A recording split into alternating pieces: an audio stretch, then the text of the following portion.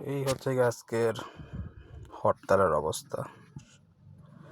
17 তারিখ, বাট রাস্তা মোটামুটি সবই ফাঁকা আছে। এখন আগারগাঁও যাইতেছি বসুন্ধরা আবাসিক নর্থ সাউথ ইউনিভার্সিটিতে।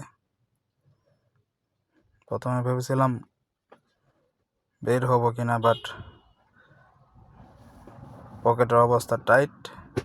আর গত 13 তারিখের ভাবসাব তো দেখলামই, যা হয় মোটামুটি যা হয় সব রাত্রেই হয়, তাই আর নেই নাই।